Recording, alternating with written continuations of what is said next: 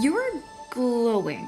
Well, duh, of course I am. I'm happy that 2021 does not have to be filled with horrible movies because this was actually pretty good. You know what this means, right? Of course I do. I just told you. Here's the review.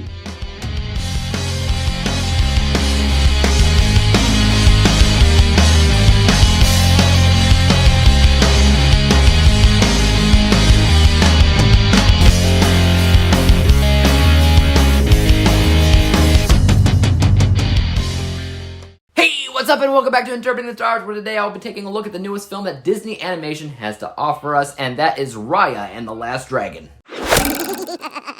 Raya and the Last Dragon focuses on Raya, the protector of a magical dragon crystal, as she goes off on a quest to find Sisu, the last dragon, as well as the remaining dragon crystals in the world, in an attempt to bring the country back to a state of unity rather than the current state of division it finds itself in. I may be a little bit later than others to get this review out, but that's okay. This is a film that I've heard a lot of people talk about recently, but I still didn't know anything about it. I didn't really watch any trailers or look up what it was about. I just knew that it was the latest Disney film and it had, dragons and stuff. And what I've come to realize is that the film is not bad at all. In fact, I can tell you right now, without a doubt, that it's the best 2021 film I've seen. But I should also tell you that I've only seen 3 2021 films. So that's likely to change. But this early in the year, it's always good to see a decent film come out. Funny enough, the very first thing that came to mind about this film is narratively, it reminded me of Avengers Infinity War because the main plot of the thing was going on a quest to find a bunch of magical stones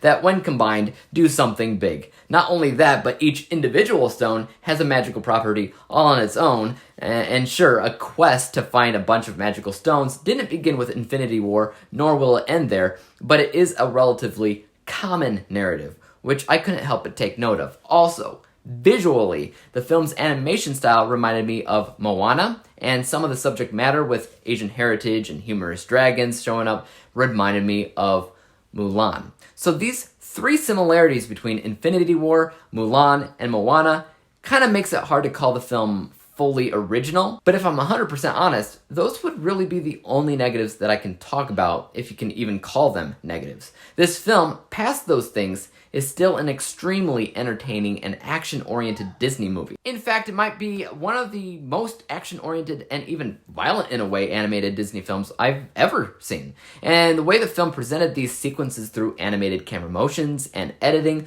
was really, really well done.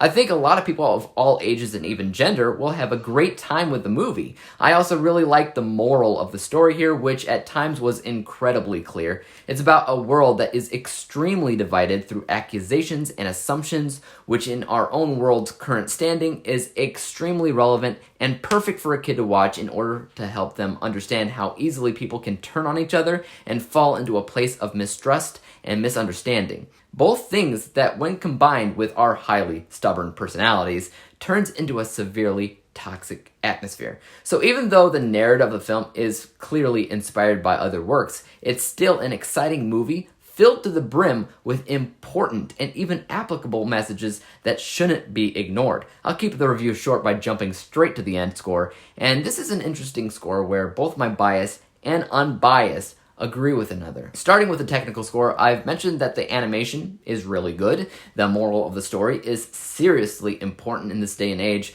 The action, very, very well done and well choreographed, but it's also not a perfect score because originality sometimes got in the way. And the same goes for my bias score because I had a lot of fun with the movie as a whole, but when we have other films and narratives with similarities, we're sometimes forced to decide on which film to remember at the end of the day, and I kind of doubt that it'll be Raya over the others. So this is also a good score, but not perfect. Both the unbiased and biased scores are rated at 88%, which means when we average those 2 scores together, we obviously come to the final rating of 88%, 88 out of 100 possible stars, or a B+ letter grade. Again, it's a very decent movie at the end of the day, and I don't think anybody watching will be bored, but it could have been a little bit more original in what it did too. That being said, I still think it's worth the extra charge on Disney Plus to watch, especially if you have kids like I do, because my kids' eyes were glued to the screen.